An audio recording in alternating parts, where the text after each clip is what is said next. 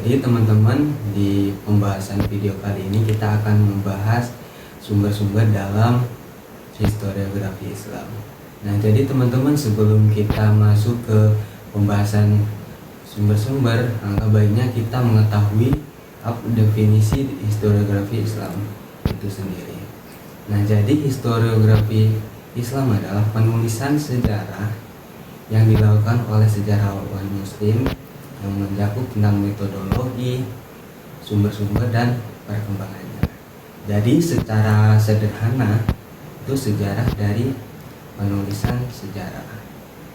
Nah, jadi historiografi ini adalah cara kita untuk menulis, menyusun, dan menceritakan ulang suatu peristiwa tertentu menjadi sebuah narasi yang utuh.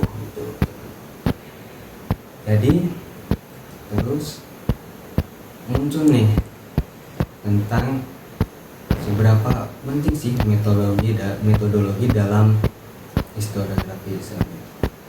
Jadi metodologi itu fungsinya untuk memastikan keaslian suatu peristiwa agar tidak tercampur aduk oleh banyaknya riwayat-riwayat. Terus selanjutnya kita membahas tentang sumber-sumber dalam historiografi Islam. Dalam historiografi Islam itu yang kita bahas di video kali ini itu ada 4. Yang pertama ada Al-Quran, yang kedua ada hadis, yang ketiga ada khobar, yang keempat ada kronik. Jadi kita masuk ke Al-Quran dulu. Nah, Al-Quran ini dalam historiografi Islam ini menjadi sebuah fondasi utama dalam historiografi Islam. Karena apa? Karena di dalam Al-Quran itu tidak hanya memuat tentang hukum-hukum, akan tetapi menceritakan narasi tentang sejarah juga, yaitu tentang nabi-nabi terdahulu, umat-umat terdahulu, dan peristiwa penting Nabi Muhammad SAW.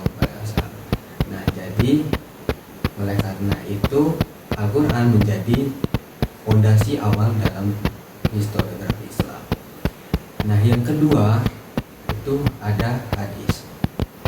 Nah, hadis adalah segala perkataan, perbuatan atau perilaku Nabi Muhammad SAW yang disusun melalui metode isnad. Jadi metode isnad itu rangkaian rantai periwayatan. Jadi hadis juga ini menjadi sumber yang krusial dalam historiografi Islam, khususnya dalam penulisan sejarah sirah nabawiyah. Nah, yang ketiga ada khobar atau berita. Khobar adalah cerita, berita atau narasi yang disampaikan secara turun-menurun. Jadi metode penyampaian dari khobar ini sendiri menggunakan metode isnad. Jadi untuk memastikan kebenaran sejarahnya. Terus yang keempat itu kronik atau khaliyat. Nah, jadi kronik atau khaliyat ini adalah catatan suatu peristiwa yang diurutkan dari tahun ke tahun secara berurutan atau kronologis. Nah, khaliyat ini adalah sebagai bentuk perkembangan lanjutan dari khobar tadi yang kemudian banyak digunakan dalam penulisan sejarah Islam klasik yang dilakukan oleh sejarawan At-Tabari. Sekian penjelasan dari saya. Nah, next yang akan dilanjutkan oleh Kak Resti. Historiografi memiliki 2 sumber. Yang pertama sumber primer dan yang kedua sumber sekunder. Nah, sumber primer ini ialah sumber yang asli berada di masa kejadian, seperti Al-Quran contohnya. Nah, sumber primer ini menjadi bukti utama dalam sejarah. Terus yang kedua, sumber sekunder. Nah, sumber sekunder ini adalah hasil olahan dari sumber primer tadi. Biasanya dibuat oleh para peneliti dan sejarawan untuk mengolah kembali sejarah agar mudah dipahami. Dalam kajian Islam, Azumar Azra menekankan bahwa sejarah yang baik itu bertempuran dengan sumber primer dan sumber sekunder. Sumber primer seperti arsip, surat, catatan zaman menjadi dasar utama karena memberikan informasi secara langsung.